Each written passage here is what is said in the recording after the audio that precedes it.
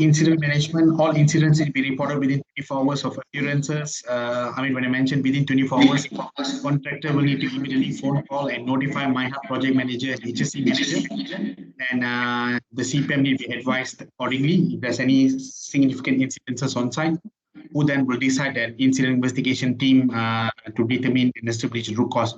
So if you realize the earlier, I think, roles and responsibility of project managers and field engineers, you guys need to assist the HSC manager and the CPM to gather the facts, findings, field investigation before when we initiate full investigation. For RAM 3 and RAM 4 incident investigation, usually I'll be involved where there's the potential consequences or imminent threat to people or harm to the environment. I'll be leading the investigation with the local HSC managers. But for normal incidents, I think usually market level HSC managers will lead the investigation. I'll be training the team how to do a tripod investigation in the coming few months' time. So not to worry much on that note. Can I go on next? Yeah, so this is the important reporting flowchart that we need to understand here.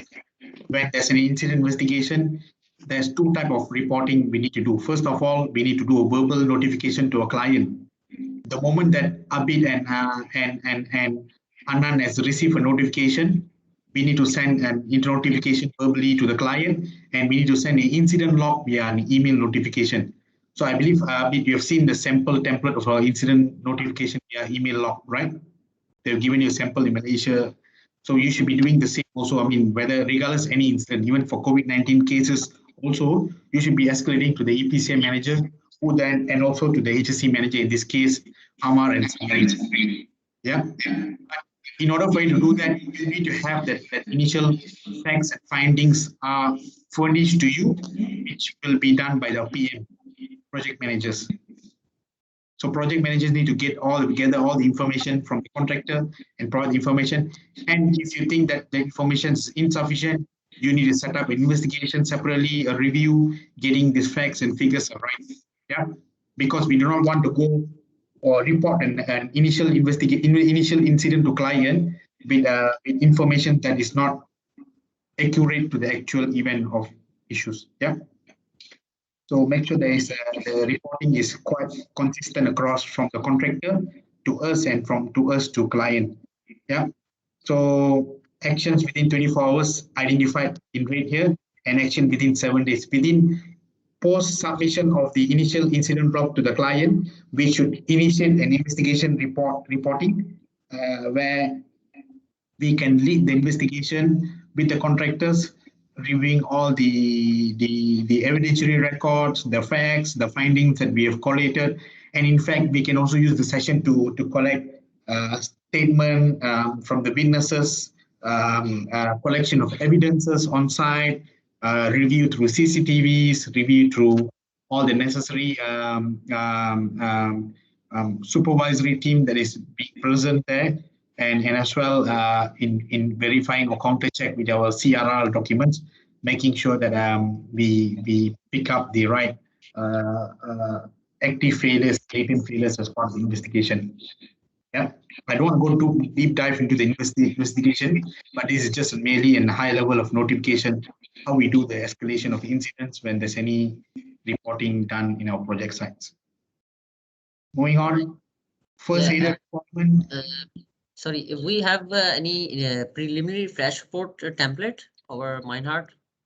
Yeah, I did share to you some time ago. If you are unsure, just ask me in the meeting Friday.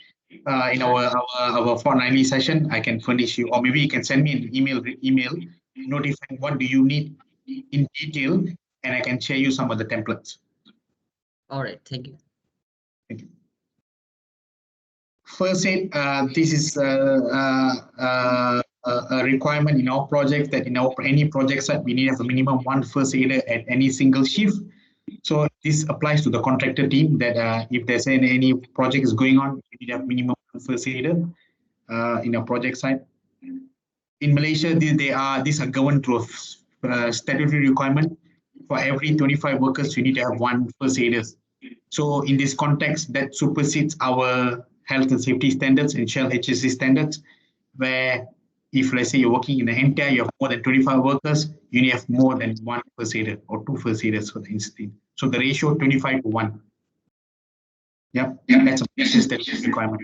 So I'm not too sure what is the Pakistan requirement, but for Abid to investigate and understand that if this is greater than that, otherwise you can maintain minimum one. Yep. These are all definition about injuries, first aid treatment. I think on site you need to have a first aider, first aid kit to be maintained with all the information. The ambulance assistance, all these things can be covered in the CRR, construction